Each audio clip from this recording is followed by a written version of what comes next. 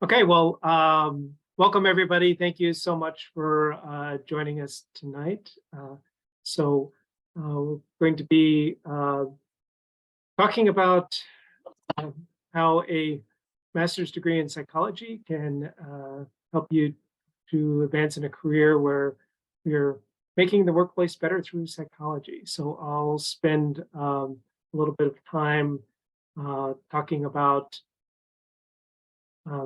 the field of biopsychology in general and why I think this is uh, an area with a lot of career potential, and then talk a little bit also about the IO Psychology Master's Program at Illinois Tech and why we think this might be a great opportunity for you.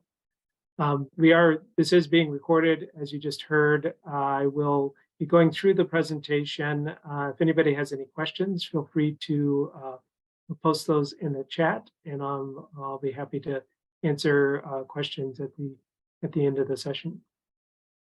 So just to introduce myself, my name is Scott Morris. I'm a professor and the director of the Industrial and Organizational Psychology programs at Illinois Tech. And so, yeah, let's just get into it.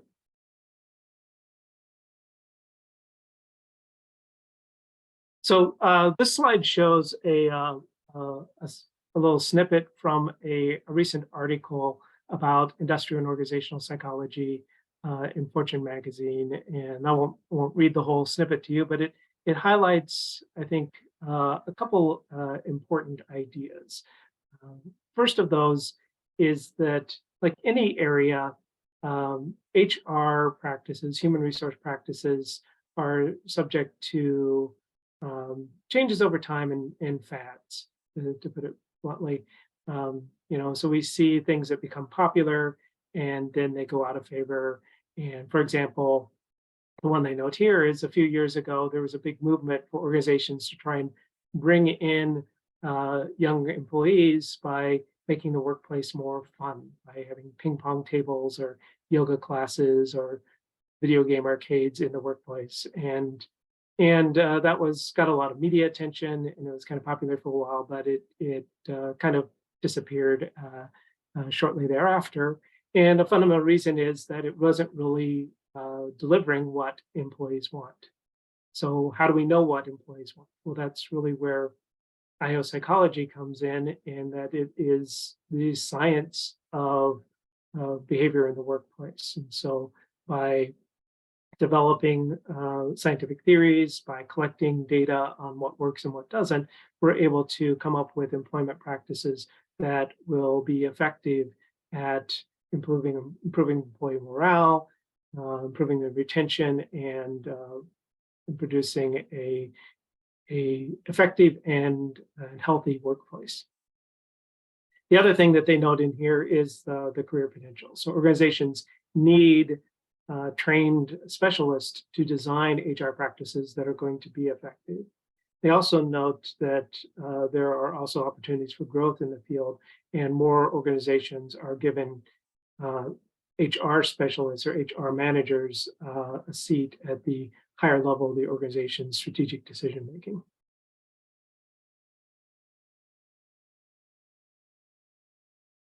So this is particularly important these days, given the nature and the challenges of the modern workplace.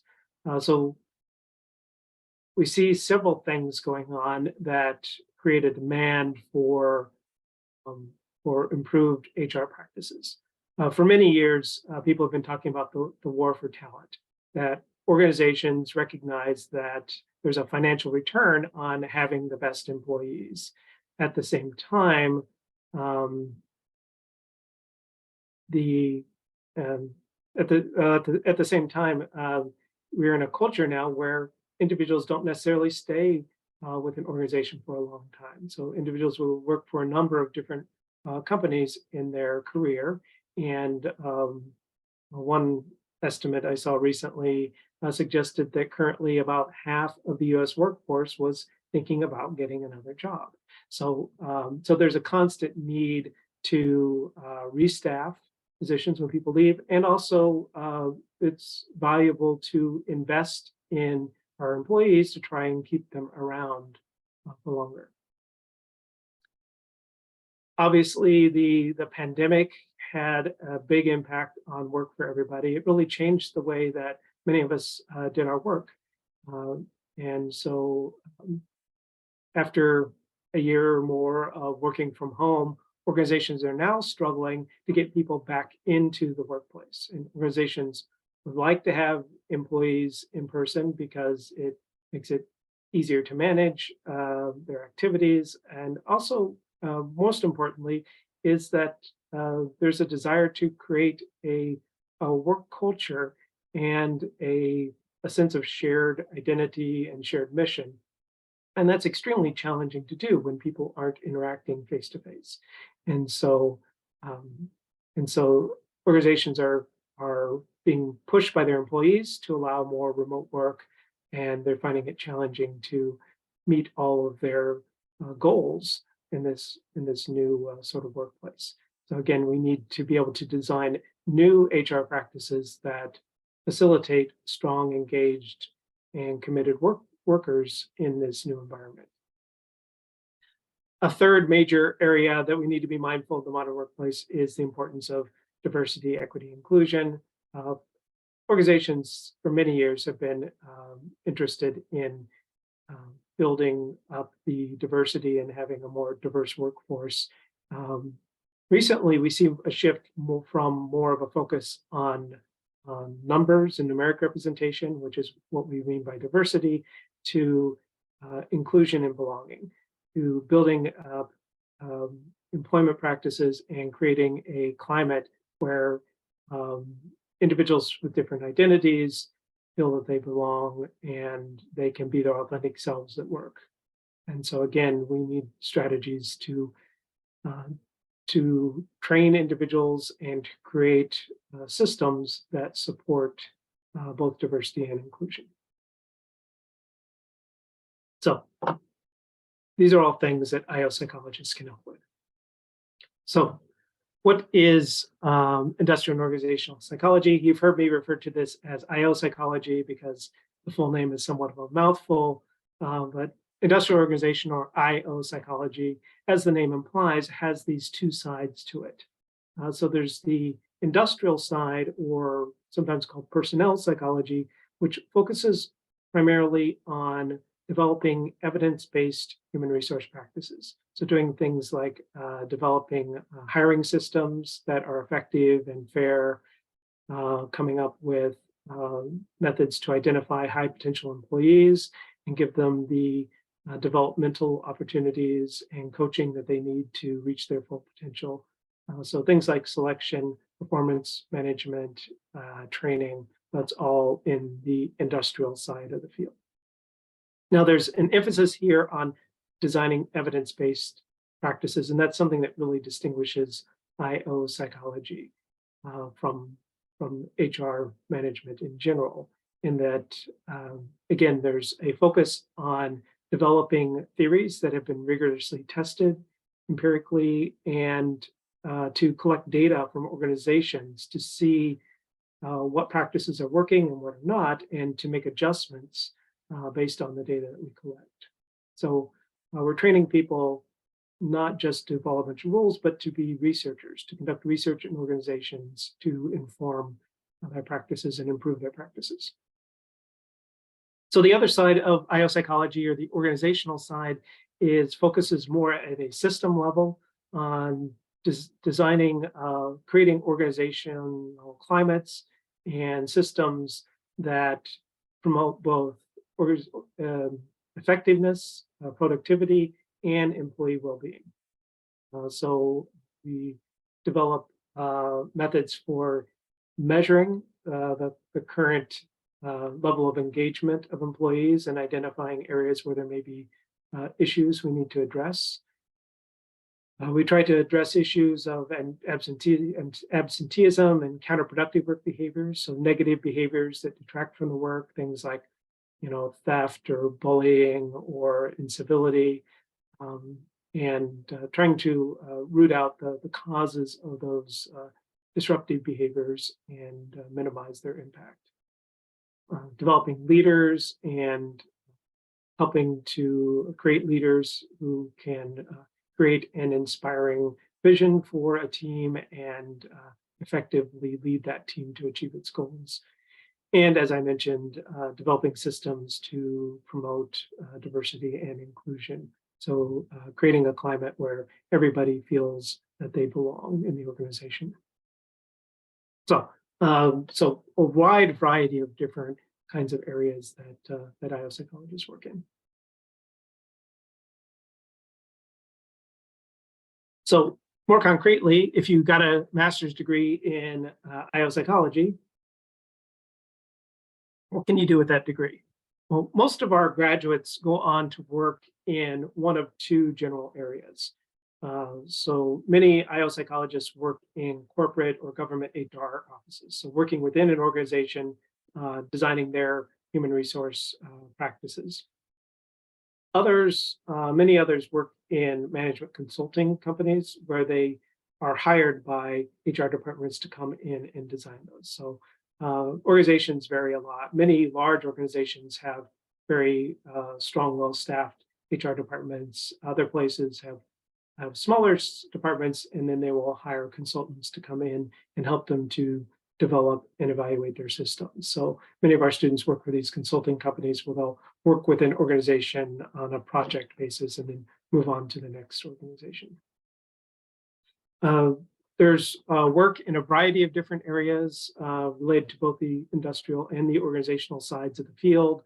So things like designing recruitment and selection systems, performance appraisal and feedback and coaching, employee training, developing leaders, conducting surveys of employees to gauge their level of engagement and concerns, developing diversity and inclusion programs, developing systems to try and promote well-being and health among the employees.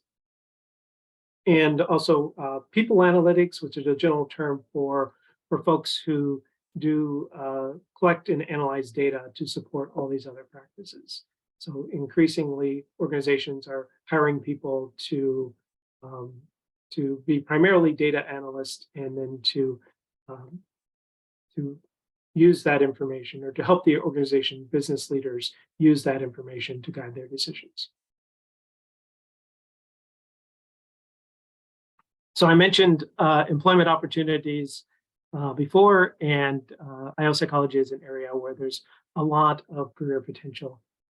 So there's projected by the Bureau of Labor Statistics that human resource jobs in general are expected to increase faster than average over the next 10 years.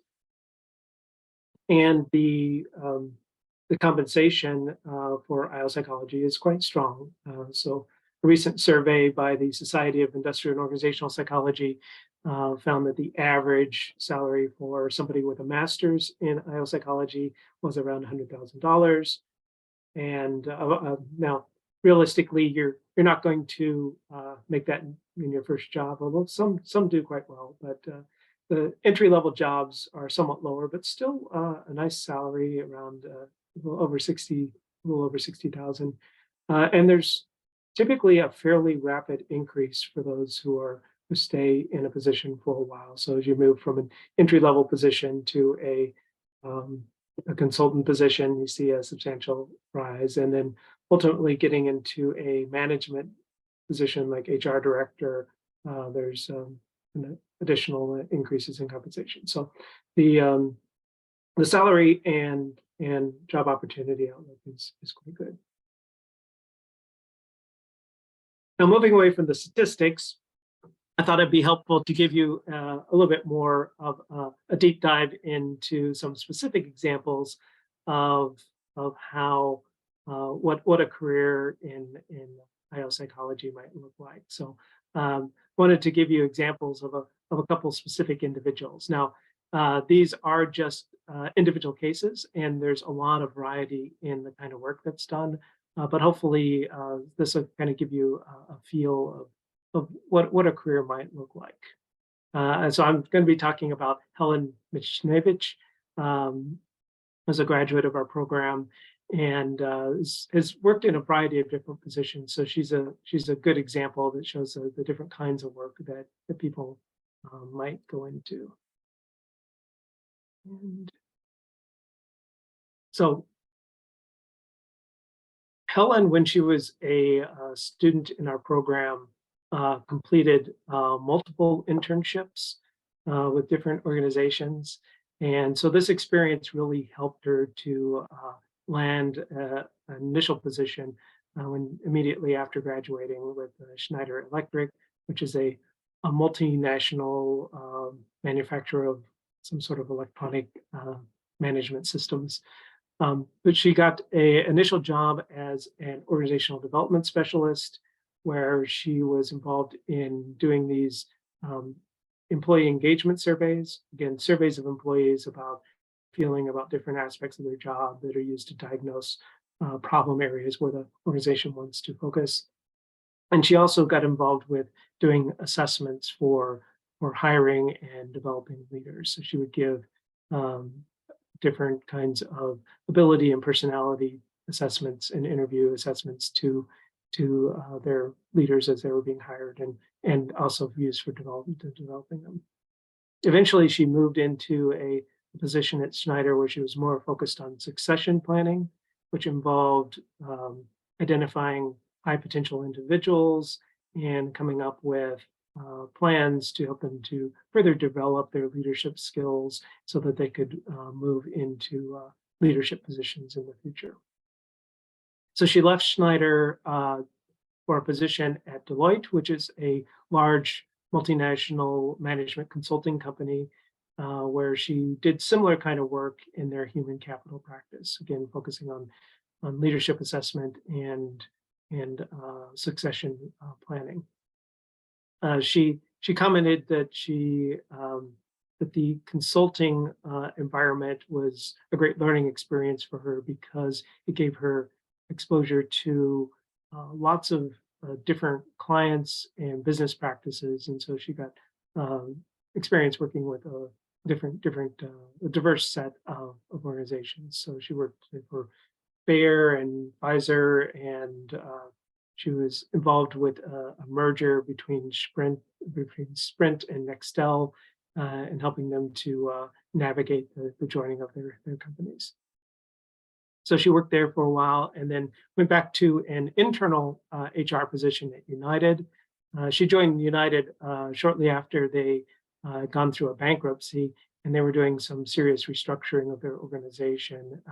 And so she got experience helping them with the process of change and redesigning their organizational systems. So she got a lot of experience there with establishing or building buy-in for organizational change initiatives and getting people to understand and accept the changes that were happening in order to um, get everybody on board with the new systems. After United, she had a position as a director of global talent for CDK Global, where she was working with a company that had businesses in many different countries that all had their own leadership development practices. And so her job was to come up with a unified system that would provide a company-wide system for best practices for developing their leaders. And then a few years later, she left there to start her own consulting company. So that's what she's doing now. She's basically um, working as her own boss, running a small consulting company and focusing primarily on assessing executives and coaching executives. So helping companies find the best new executives and developing the people that they have there. So anyway, that's an example of what one individual's career has been. As I mentioned, not everybody is the same. So just to give you a couple other examples, another student, Renee, also started out in corporate HR, but then moved into facilities operations. So she became more of an operational manager. She worked at Walgreens and was overseeing their facilities related to things like lighting and refrigeration, and basically making sure that that everything functioned in the stores for Walgreens. Another graduate with a very different experience, Greg, works in people analytics for an advertising firm, and his focus is on collecting data on employment trends and creating dashboards and reports for business leaders as they develop their strategic objectives. And so he's providing data to help the leaders make good decisions. He's been heavily involved there in supporting their diversity and inclusion efforts. Again, providing data on how employees from different backgrounds are doing in the organization and helping them to focus their efforts there. And I know that the organization has been highlighted as an industry leader in that area. So I think it's been great for him to be a part of that. So anyway, those are a few ideas, a few examples of the kinds of things that our graduates are doing.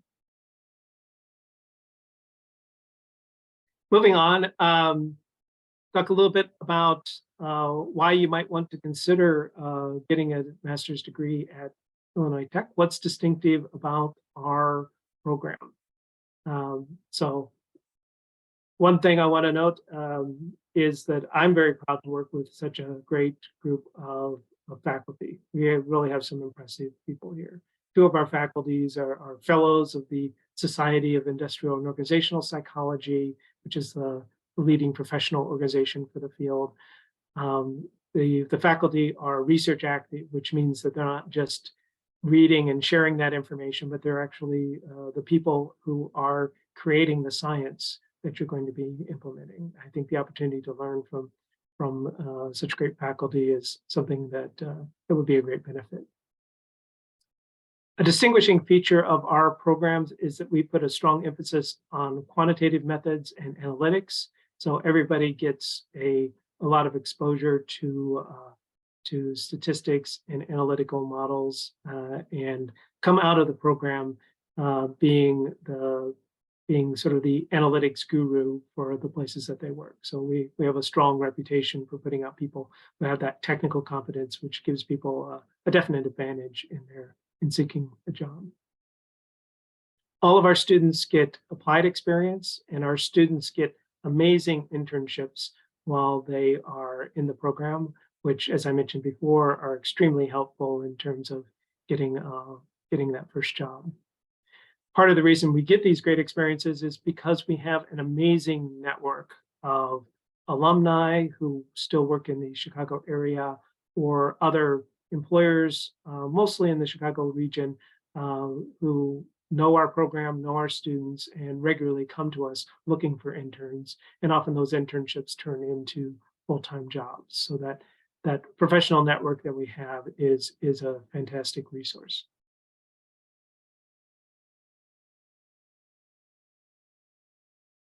So if you're curious what would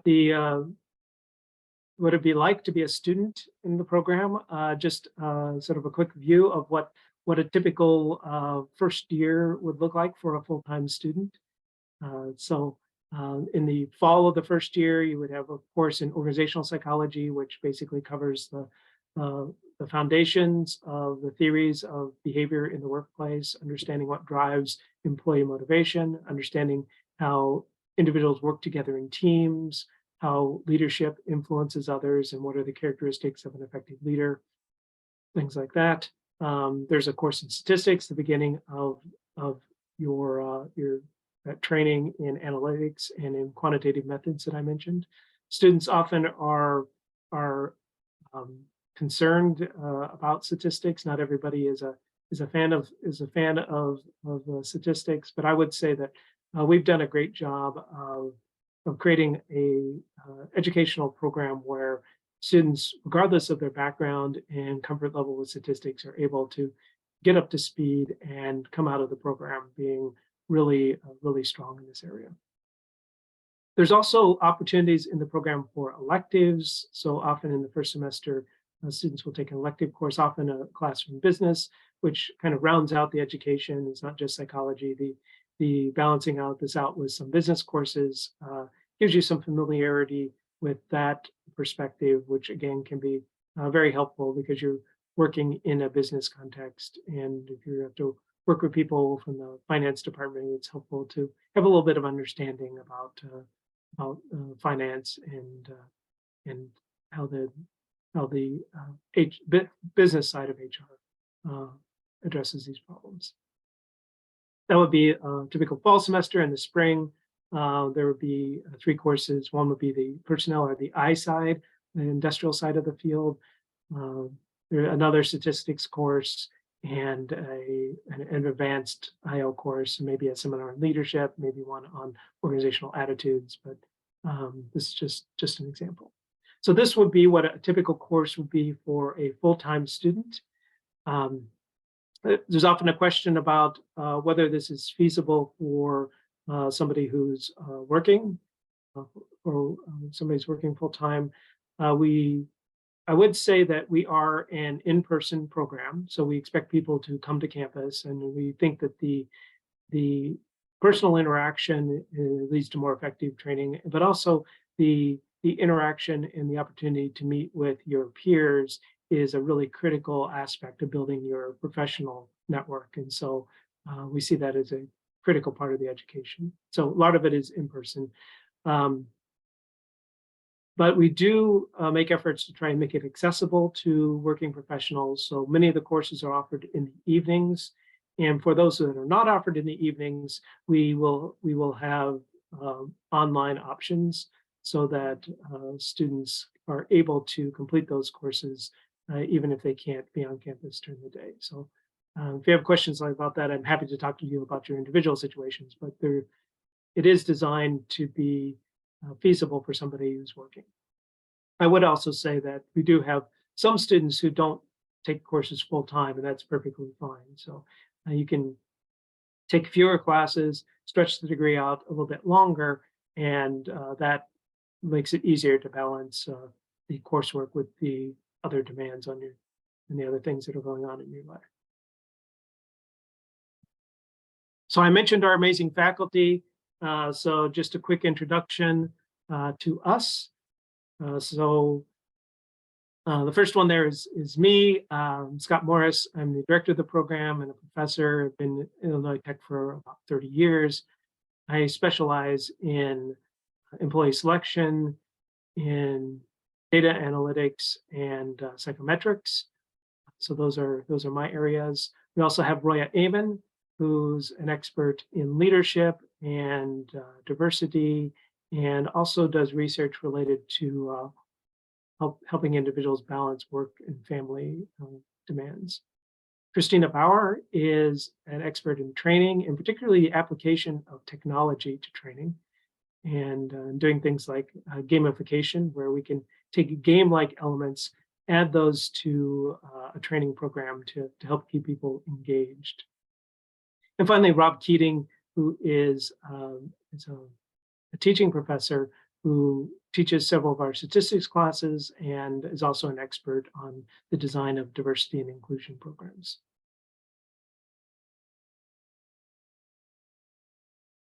So just to give a little bit more detail about the kinds of work that we do, I want to talk a little bit about some research that Christina Bauer is doing. So I am going to see if I can pull this up. So give me 1 second here.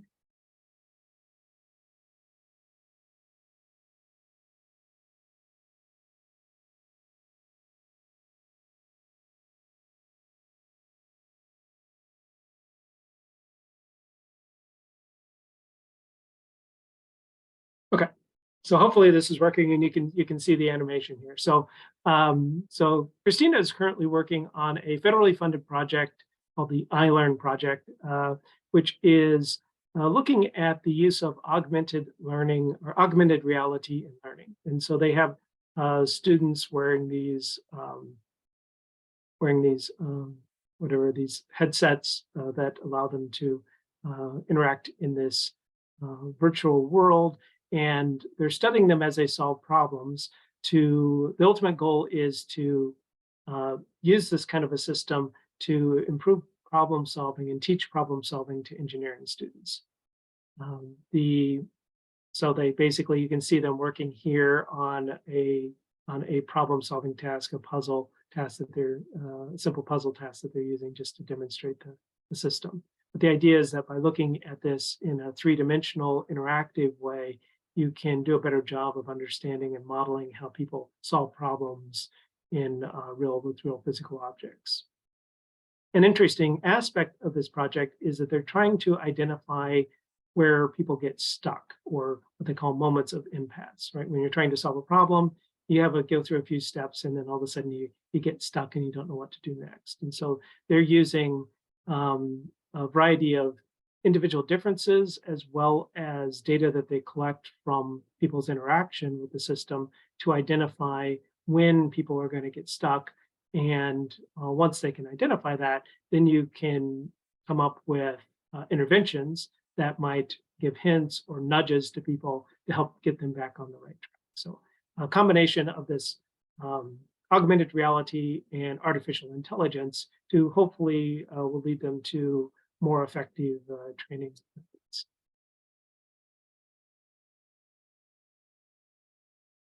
Okay, so that's a little bit about the faculty. So next, what are the outcomes look like for our students? We have a really good placement rate, so our students do generally have employment immediately. Many of our students have employment before they leave, but they definitely have a good rate of employing people after they've completed the program. As I mentioned before, we have students work in both corporate HR and consulting. So corporate HR, we have students working at places like United Airlines, Advocate Health, Bank of America. I have one student doing people analytics at TikTok. So variety of different kind of in-house corporate HR systems. As well as we have quite a few students who end up working in consulting, both at large consulting companies like KPMG, Deloitte, Ernst & Young, as well as quite a few smaller companies. So there's a lot of boutique consulting companies that focus on one particular area and have a relatively small workplace. And so many of our students work in those. And in fact, a good number of our students have started their own companies like Helen we were talking about before. So there's lots of opportunities in the consulting area as well. So to sum all this up, we provide a educational system that provides students with a deep understanding of human behavior at work, combined with skill in analytics, data analysis, as well as applied experiences that develop consulting skills. And those three things together really prepare students to effectively design evidence-based HR practices, things that we can empirically show really work.